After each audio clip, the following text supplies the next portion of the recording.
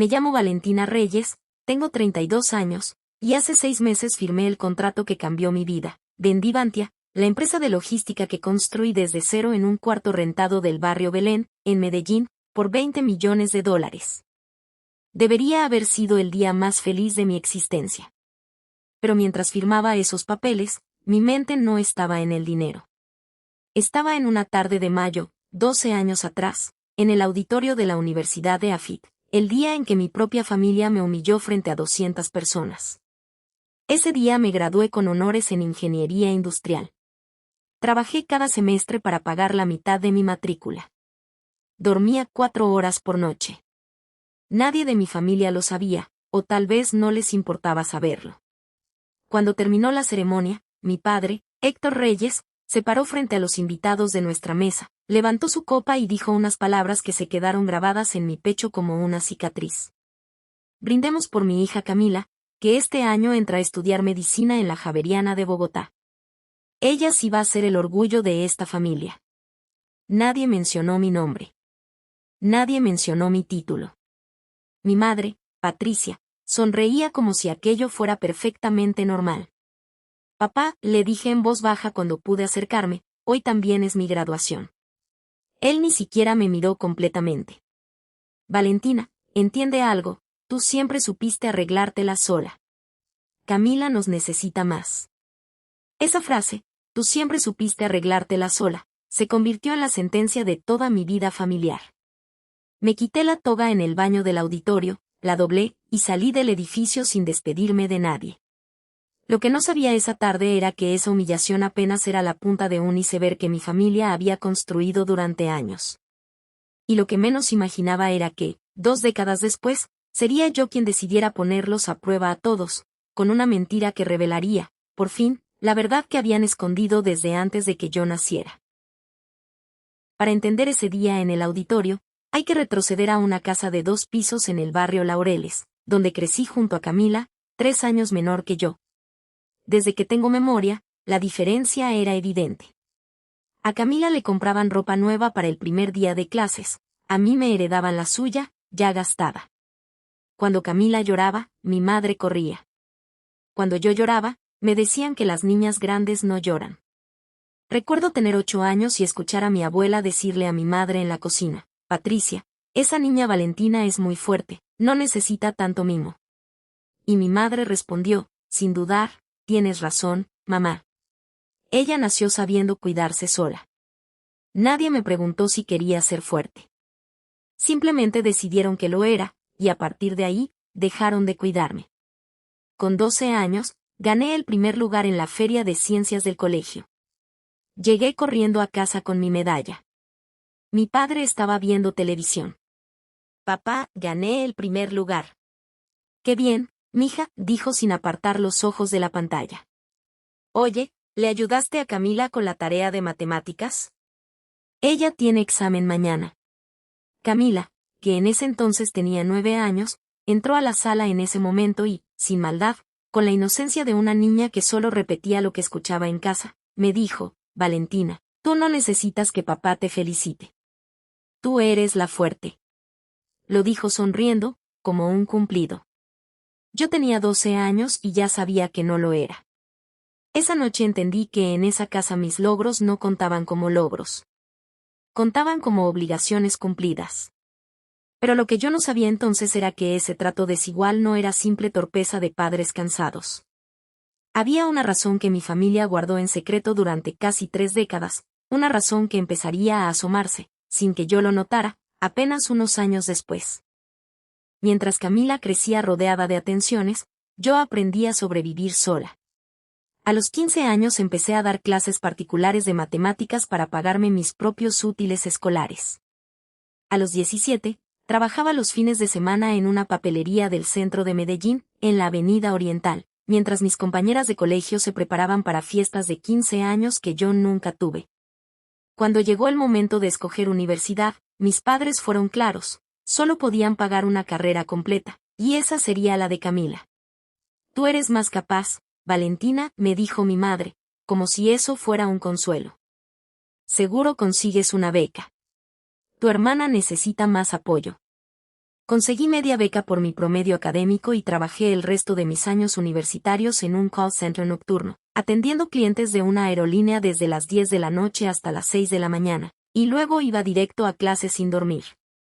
Mientras tanto, Camila tenía su mesada mensual, su carro usado que mis padres le compraron a los 18 años, y viajes de fin de semestre pagados en su totalidad. Recuerdo una noche en que llegué a casa después de mi turno, agotada, y encontré a mi madre organizando una fiesta sorpresa para el cumpleaños de Camila. Había globos, un pastel de 3 pisos, y una lista de invitados de casi 40 personas. ¿Necesitas ayuda?, le pregunté, aunque apenas podía mantener los ojos abiertos. No, mija, ve a descansar, me dijo mi madre. Y luego, como si fuera un dato sin importancia, agregó, por cierto, tu cumpleaños del mes pasado se nos pasó. Con tanto trabajo aquí, se nos olvidó por completo. Se les había olvidado mi cumpleaños. No el de Camila. El mío. Aprendí a no esperar nada, porque cada vez que necesitaba algo, la respuesta siempre era la misma: en esta casa, Camila iba primero. Lo que yo no sabía era que ese patrón de sacrificio silencioso llegaría a su punto más doloroso el día en que mi familia decidiera, sin decírmelo directamente, quién de las 2 hijas merecía realmente pertenecer a ella. Cuando mi abuelo materno falleció, dejó una pequeña herencia, un apartamento en el barrio El Poblado y unos ahorros modestos. Yo tenía 23 años y trabajaba en mi primer empleo formal, ahorrando cada peso para algún día independizarme. Cuando se leyó el testamento, descubrí que mi abuelo había dividido todo en partes iguales entre sus nietas. Pero mis padres, como administradores del patrimonio hasta que Camila cumpliera 25 años, tomaron una decisión que jamás me consultaron. Valentina, me dijo mi padre una tarde, con ese tono suyo que no admitía discusión, decidimos que el apartamento se lo vamos a dejar completo a tu hermana. Ella todavía está estudiando, necesita estabilidad. Tú ya tienes trabajo, ya te las arreglas. Papá, ese apartamento también es mío. El abuelo lo dejó para las 2. No seas egoísta, Valentina. Camila te necesita menos de lo que crees, pero en este momento de su vida, necesita más ayuda que tú. Firmé los papeles de cesión sin decir una palabra más. Camila, que ya tenía 20 años y estudiaba en Bogotá, me llamó esa semana, no para agradecerme, sino para pedirme consejos sobre cómo decorar su nuevo apartamento. Ni una palabra sobre lo que yo había cedido. Simplemente lo aceptó como algo que le correspondía por derecho de nacimiento, porque nadie en esa casa le había enseñado a preguntarse por qué. Empecé a entender que no se trataba de que yo fuera fuerte. Se trataba de que, para mi familia, yo era desechable. Y aunque en ese momento no tenía pruebas de por qué, algo en mi interior sospechaba que había una razón oculta, algo más allá del simple favoritismo, que explicaba por qué mis padres parecían empeñados en que yo desapareciera de sus vidas mientras Camila lo recibía absolutamente todo. Esa sospecha se confirmaría, de la manera más dolorosa posible, el día de mi graduación universitaria. A veces la injusticia, cuando no te rompe, te construye de una manera que el privilegio nunca podría. Y eso sí que no me lo puede quitar nadie. Si esta historia te tocó el corazón, ya sabes que aquí somos una familia que se acompaña en cada capítulo. Suscríbete si todavía no lo has hecho. Cuídate mucho. Los meses después de mi graduación fueron los más solitarios de mi vida, pero también los más liberadores. Corté casi todo contacto con mis padres. Con Camila, prácticamente dejé de hablar. Conseguí trabajo en una empresa de logística en Bogotá, ganando un salario que apenas cubría un cuarto compartido en el barrio Chapinero. A los 27 años, con unos ahorros modestos y un préstamo bancario que casi me cuesta el sueño, renuncié y fundé Vantia, una plataforma de logística para pequeñas empresas exportadoras. Los primeros 2 años fueron brutales, y no lo digo como una frase hecha. Hubo un mes, el 7º desde que fundé la empresa, en que no pude pagarle a mis 3 empleados a tiempo, y tuve que vender mi único activo de valor, un carro que había comprado usado, para cubrir la nómina. Dormí en la oficina más noches de las que quisiera admitir. Un socio inversionista que conseguí al año y medio intentó quedarse con el 60% de la empresa aprovechando que yo necesitaba el capital con desesperación. Tuve que rechazar su oferta y pasar 3 meses más sin sueldo propio, viviendo de lo poco que quedaba, para no perder el control de lo que había construido. Hubo una noche, después de esa negociación fallida, en que me senté sola en la oficina vacía y pensé seriamente en cerrar todo y buscar un empleo estable. No lo hice. Seguí. No le conté nada de esto a mi familia, porque, honestamente, había dejado de esperar que les importara. Cuando mi madre preguntaba en qué trabajaba, yo respondía con vaguedades: estoy bien, mamá, trabajando en logística. Nunca les mencioné los números, ni las noches sin dormir, ni el socio que casi me quita todo. Con el tiempo, Vantia creció hasta operar en 4 países de la región. Contraté a más de 200 personas. Construí, con mis propias manos, exactamente lo que mi padre dijo que yo sabía hacer: arreglármela sola. Solo que esta vez, significaba tener éxito más allá de lo que cualquiera de ellos hubiera imaginado. Hace 6 meses, un fondo internacional me ofreció comprar Vantia por $20 millones. Acepté. Y fue justo después de firmar ese contrato que mi abogado, el licenciado Andrés Fonseca, quien había trabajado conmigo durante años y conocía cada detalle de mi historia familiar, me hizo una propuesta que removió todo lo que creía haber superado. Valentina, me dijo Andrés una tarde en su oficina del centro de Medellín, llevas años diciéndome que nunca supiste por qué tu familia te trató así. Yo creo que hay una manera de averiguarlo. Finge que lo perdiste todo. Llama a tu familia y diles que la venta se cayó, que estás en quiebra. Y observa cómo reaccionan. Al principio me pareció cruel, incluso hacia mí misma. Pero después de pensarlo varios días, entendí que nunca había puesto a prueba a mi familia en un momento de necesidad real, porque simplemente había dejado de acudir a ellos. Llamé a mi madre un domingo por la tarde. Le dije, con la voz quebrada de verdad, que el comprador se había retractado, que había invertido mis ahorros personales en cubrir deudas de la empresa, y que estaba a punto de perder mi apartamento. Hubo un silencio largo. «Ay, Valentina, qué pena», dijo finalmente. «Espérate, déjame hablar con tu papá esta noche, a ver qué se puede hacer». Por un instante, algo en mí quiso creer que esta vez sería distinto. Me llamó al día siguiente. Hablé con Héctor. Dice que en este momento no podemos, que ya sabes cómo está la situación con lo de Camila y el consultorio. Pero bueno, tú siempre fuiste buena para resolver tus problemas sola. Casi hubo un intento. Eso dolió más que un no inmediato. Llamé a mi padre esa misma noche, aunque ya sabía lo que mi madre me había adelantado. Su respuesta fue directa: «Mija, estamos ayudando a Camila a comprar su consultorio médico. No tenemos cómo apoyarte ahora». Ni siquiera preguntó cómo había llegado a esa situación. Llamé a Camila al final, sin decirle nada de lo que les había contado a mis padres, solo para escuchar su reacción genuina. «Uy, Valentina, qué mal. Oye, ¿tú sabes algo de inversionistas? Es que yo también ando necesitando capital para el consultorio, y como tú entiendes de eso». Ni siquiera había registrado del todo lo que le estaba diciendo. Seguía pensando en ella misma. 3 días después, mi tía Rosalba me llamó, y no fue una sola conversación, sino 3, a lo largo de esa semana. En la primera, apenas me dijo: «Valentina, hay algo de tu padre que siempre quise contarte, pero nunca fue el momento». En la segunda, ya más tranquila, me contó que cuando yo tenía 5 años y Camila estaba por nacer, mi padre había tenido un problema serio de deudas de juego, al punto de casi perder la casa. En la tercera llamada, finalmente, me dijo el resto: mi abuelo materno le había prestado el dinero para salvarla, bajo una condición que nunca antes había escuchado.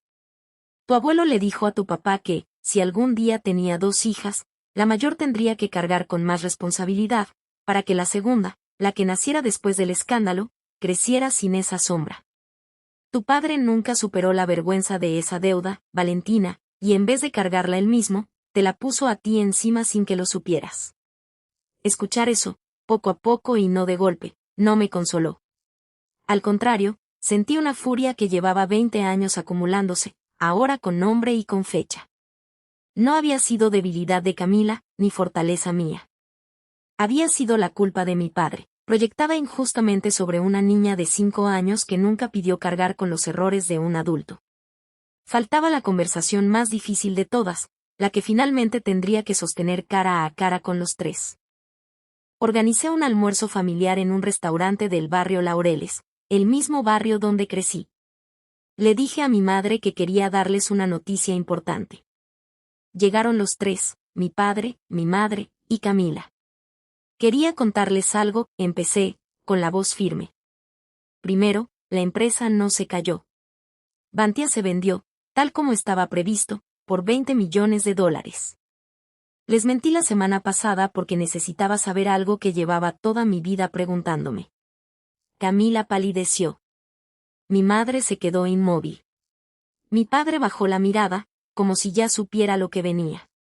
Necesitaba saber si, en un momento en que creían que lo había perdido todo, alguno de ustedes me iba a tender la mano de verdad. Mamá, tú casi lo intentaste, y por un segundo pensé que esta vez sería distinto. Pero al final, la respuesta siguió siendo la misma de siempre. Valentina, eso no es justo, intentó decir mi padre. No, papá, lo que no fue justo fue lo que me hiciste desde que tenía 5 años. Sé lo de la deuda de juego. Sé lo que el abuelo te exigió. Sé que decidiste tratarme como si no necesitara nada, para no sentirte culpable por darle todo a mi hermana. Camila se quedó en silencio unos segundos, y luego dijo, con la voz temblando, Valentina, yo crecí pensando que tú simplemente no nos necesitabas, que eras distante por elección. Nadie me dijo nunca que era al revés. Ni siquiera cuando te llamé por lo del consultorio pensé en preguntarte cómo estabas tú. Lo siento. De verdad. Nunca fue por elección, Camila. Fue porque aprendí que pedir ayuda en esta familia no servía de nada. Mi padre, con los ojos húmedos por primera vez que yo recordara, finalmente habló, tienes razón, Valentina. Cargué contigo mi propia vergüenza durante 27 años. Te convertí en la hija fuerte para no tener que admitir que le había fallado a esta familia. Nunca fue justo contigo. No fue un perdón inmediato. No hubo abrazos de telenovela ni lágrimas de reconciliación instantánea. Le dije a mi padre que necesitaba tiempo, que las palabras no borraban casi 3 décadas de sentirme invisible. Pero por primera vez en mi vida, salí de esa mesa sintiendo que la verdad, por dolorosa que fuera, pesaba menos que todo ese silencio acumulado. Hoy, 6 meses después de esa conversación, tengo una relación distante pero honesta con mi padre. Con Camila he construido algo nuevo y todavía frágil. Las dos entendimos que fuimos criadas dentro de la misma mentira, solo que a ella la benefició en apariencia, mientras a mí me obligó a construirme sola. Con el dinero de la venta de Bantia, fundé una beca para jóvenes de escasos recursos en Medellín, que financia estudios universitarios completos, sin condiciones, sin favoritismos. La llamé Beca Valentina, porque ninguna hija debería tener que arreglársela sola para merecer el amor de su propia familia. Si esta historia te hizo sentir algo, si alguna vez fuiste la hija invisible, la que sí sabía arreglársela sola, quiero que sepas algo, tu fortaleza nunca debió ser una excusa para que otros te abandonaran. Mereces ser cuidada también.